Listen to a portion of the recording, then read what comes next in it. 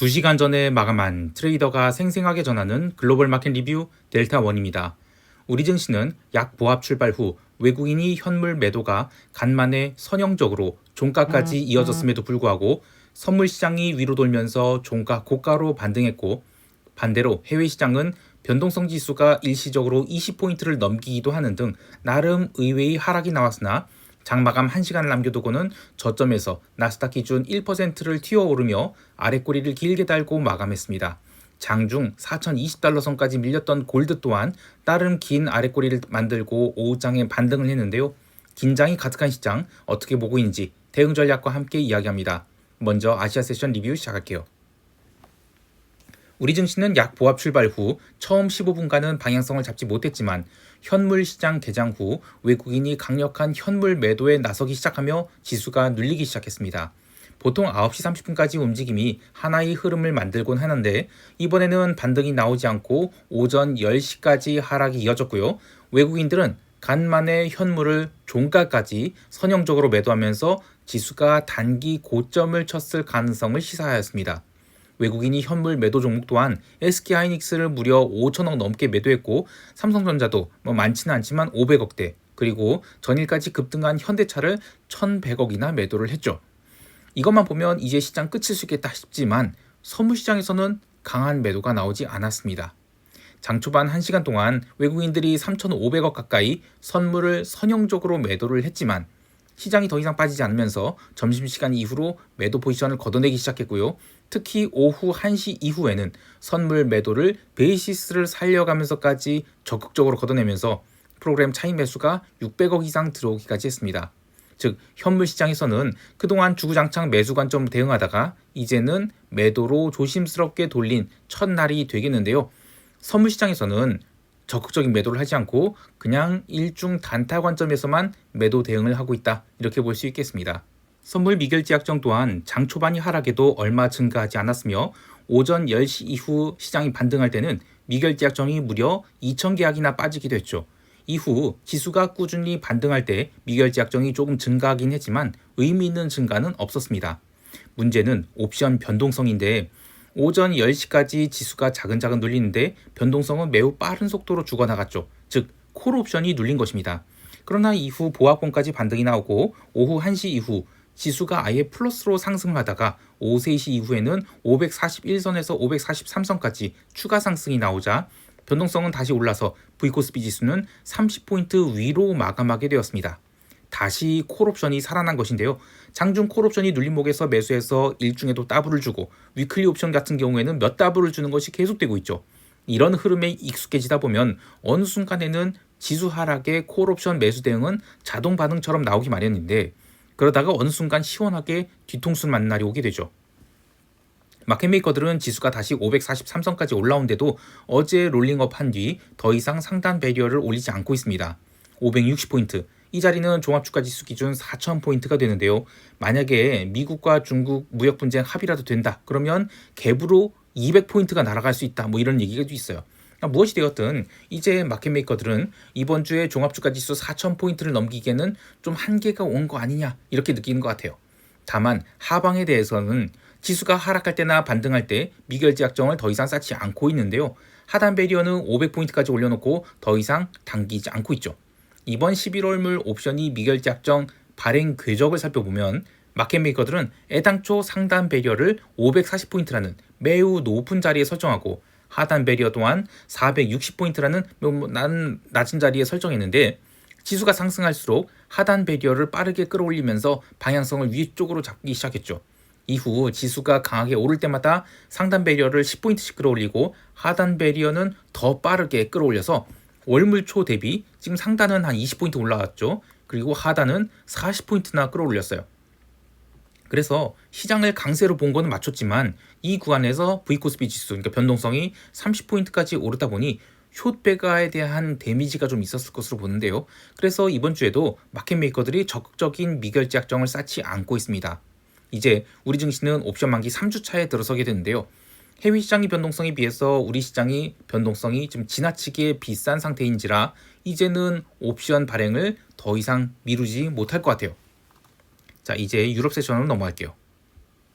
유럽 증시는 오전 1시간 동안은 눌림이 있었으나 추세 하락이 나오기보다는 기술적으로 매우 중요한 지지선을 확인하고 강한 반등이 나오면서 상승세를 이어갔다 이렇게 할 수 있겠습니다. 하지만 변동성은 죽지 않았어요. 결국 고개를 잠깐 들었던 시장은 오후 장 들어서 다시 눌리기 시작했고요. 미국 세션 들어서는 본격적으로 하락 전환되게 됩니다. 일중 추세적인 하락이 진행되면서 유럽 증시는 전일 대비 마이너스 0.6%의 눌림이 나왔는데요. 변동성 또한 19.65포인트까지 상승하면서 시장을 놀라게 했지만 다행히 미국 증시나 유럽 지수 선물이나 마감 1시간을 앞두고 급반등이 나오면서 변동성은 윗꼬리 음봉으로 마감하게 됐습니다.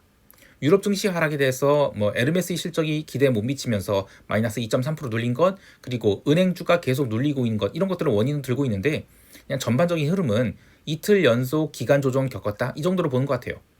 월요일까지 강하게 상승했던 자동차 업종이 이틀 연속 눌렸고요. 또 큰 갭 상승을 보였던 라인메탈도 윗꼬리를 달고 1.6% 하락했는데요. 금요일이 미국 지표를 보고 방향성을 잡겠다 이런 것 같습니다. 채권 시장이나 통화 시장도 매우 조용했습니다. 특히 장중에 트럼프 관련된 잡음이 있었음에도 불구하고 주가 지수나 좀 영향을 받았지 채권과 통화는 극심한 저변동성 장세를 보였는데요. 채권 시장, 특히 채권 시장은 지금 며칠째 제자인지 모르겠어요. 채권 변동성 지수인 무브 인덱스는 또 마이너스 2.19% 하락해서 75.49포인트까지 눌렸죠. 10월 3일에 기록한 연중 최저치인 69.53포인트까지는 아직은 좀 갈 길이 더 남았지만 연말까지 채권 변동성이 의미 있게 튈 재료가 뭐가 있을까 싶어요. 금요일이 CPI 이벤트를 앞두고 채권이나 통화가 에너지를 압축하고 있다 하더라도 CPI가 웬만큼 강하게 나오지 않는 이상은 채권 시장이 부러지거나 할 가능성은 글쎄 낮아 보입니다. 반면 상품 시장에서는 기름이 의미 있는 상승을 보였어요. 3주 연속 기름이 하락을 주봉으로 한 상태였기 때문에 이번 주 초에 언더슈팅 주고 화요일에 양봉 마감했다 이러면 기술적으로도 반등이 딱 나오기 좋은 모습이죠. 그래서 오늘의 반등은 그냥 기본적으로는 그냥 기술적 반등 영역 이상도 이하도 아니었다라고 보는데 유럽 세션에서 이미 1% 넘게 올랐어요. 그런 상황에서 원유 재고 발표 감소로 나왔죠. 그런데 이 재료로 유가가 급등한 것은 아닙니다. 원유 재고 발표 이후에 잠깐 올랐다가 다시 내려갔다 그냥 제자리였어요. 그리고 나서 오후장까지 쭉 뭉개다가 현물 마감하고 나서 새벽 4시죠. 트럼프 행정부가 러시아의 메이저 오일 생산업체인 로스네프트 그리고 루크오일 여기에 대해서 제재를 하면서 이후 오버슈팅 나왔어요. 그래서 유가가 종가 고가로 마감하게 됐습니다. 한편 골드는 아시아 세션 시작 후 9시 10분까지 4,021달러까지 폭락을 했는데 그러면서 다시 골드 변동성이 오르는 듯 했거든요. 그러나 유럽 세션 시작할 때까지 스트레이트 반등해서 4,170달러까지 올라왔고 이후 유럽 세션 시작 후 다시 일중 저점권까지 내려오면서 유럽 마감까지는 그냥 4,050달러에서 크게 벗어나지 못했습니다. 즉 이틀 연속 음봉이 나오면서 그냥 바닥에서 뭉갤 그런 상황이었는데 미국 세션 오후장부터 유가가 골드가 의미 있는 상승을 시작했어요. 기술적으로 단기 이평을 여러 차례 찍은 상태에서 현물 마감 후 저가 매수가 꾸준히 유입되자 일중 눌림을 모두 만회하고 상승으로 마감했다 이렇게 보고 있어요. 재미있는 것은 미국 세션 오후에 골드가 상승할 때 골드 변동성 지수인 GVG 인덱스가 다시 올라갔어요. 우리 지수와 마찬가지로 지금 골드도 상승세가 꺾일 때는 변동성이 하락하고 상승이 지속될 때는 변동성이 오르는 모습을 보이고 있어요. 또 이 부분에 대해서 오후장에 금이 상승한 게 ETF 매수가 들어왔다라고 본 적도 있는데요. 여하튼 골드가 의미 있는 하방 경직을 보였다. 이건 좀 인정해야 될 것 같아요. 자, 이제 미국 세션 넘어갈게요. 미국 지수 선물은 아시아 세션과 유럽 세션에서 내내 좁은 박스 안에서 움직이면서 방향성을 잡지 못했습니다. 하지만 변동성은 전혀 빠지지 않았고요. 결국 미국 본장 개장 후 약보합 출발한 증시는 전일 시간외에서 넷플릭스가 하락한 것을 반영해서 나스닥 위주로 하락이 시작되며 지수가 늘리게 됩니다. 근데 시장의 움직임은 그야말로 짜증 그 자체였어요. 개장 후 6분간 나스닥이 100포인트 눌렸다가 이후 모두 만회한 다음 시가선까지 넘겼죠. 보통 이런 상승이 나오게 되면 조금 더 쇼커버가 이뤄지게 마련인데 그런 것은 또 아니었어요. 그렇다고 또 변동성이 눌렸냐? 그것도 아니었습니다. 결국 이 반등은 오래가지 않았고 30분가량 이어진 고점 돌파 시도가 실패로 돌아가자 지수는 아무런 이유 없이 하락으로 전환되었습니다. 그렇게 첫 1시간이 지나자 본격적인 계단식 하락이 시작되었습니다. 오전장 내내 하락이 나올 때 반발 매수도 매우 강하게 들어왔지만 일중 설정된 하락 추세선을 되돌리지는 못했어요. 시장이 하락에 쐐기를 박은 것은 새벽 1시 30분 트럼프가 미국 소프트웨어 관련된 제품들을 중국에 수출하는 것을 제한하고 있는 것을 고려한다 이러면서 언더슈팅이 나왔습니다. 하지만 이 언더슈팅은 생각보다 그리 크지 않았어요. 사실 재료의 크기를 생각하면 굉장히 큰일이죠.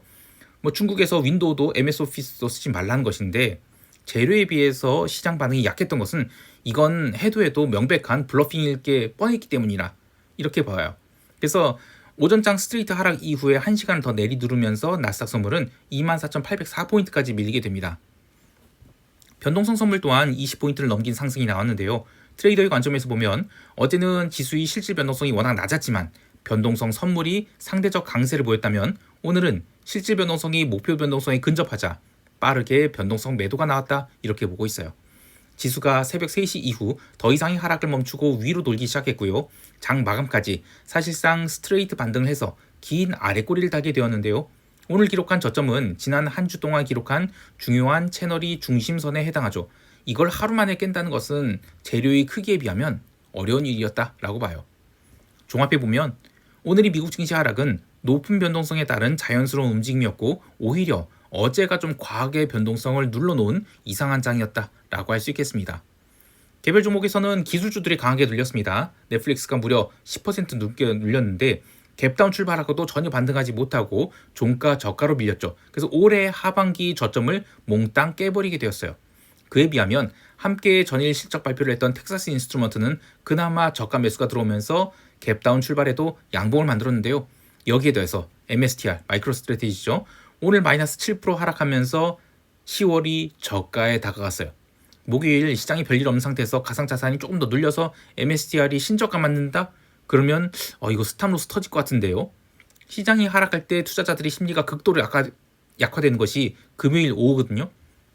사실 목요일까지는 괜찮을 것 같아요. 근데 그동안 발표를 미뤄왔던 CPI 금요일날 발표되는데 이것과 함께 가상자산이 혹시라도 하반기 저가 갱신한다? 그러면 과연 레버리지된 가상자산이나 다름없는 주식인 이 MSTR이 언더슈팅이 나올까 궁금합니다. 자, 이제 시장 총평하면서 대응 전략 이야기할게요. 방금 마감한 야간 선물은 다시 538포인트대로 내려왔어요. 근데 이 자리가 굉장히 애매한 자리입니다. 전일 시장이 중심값이 536포인트였기 때문에 갭 다운 이후 조금 더 눌리면서 중심값에 대한 지지 확인을 하게 될 것 같아요. 금요일 우리 증시 마감 후에 미국이 CPI가 발표되는 등 메인 이벤트가 아직 오지 않았죠. 그리고 마침 위클리 옵션 만기도 있어서 지수를 한번 강하게 눌렀다가 반등시키면서 일중 지그재그 흐름을 만들면서 결국에는 5위평에 다시 붙일 가능성을 가장 높은 시나리오로 보고 있어요. 다만 525선을 장중에 깨게 된다? 그럼 살짝 부담이 갈 수 있겠는데요. 월요일이 갭상승 출발 이후 눌렀다가 화요일에 고점 갱신한 거, 이거는 저는 오버액션이라고 보거든요. 이렇게 주봉 고점을 만들었다면 목요일에 525선을 깰 경우 주봉 저점을 만들러 갈 가능성이 높아져요. 또 그렇게 된다면 목요일 만기 위클리 옵션 양매수가 폭발하게 되고요. 못해도 다음 주 월요일이 양매수도 이익이 나게 되죠.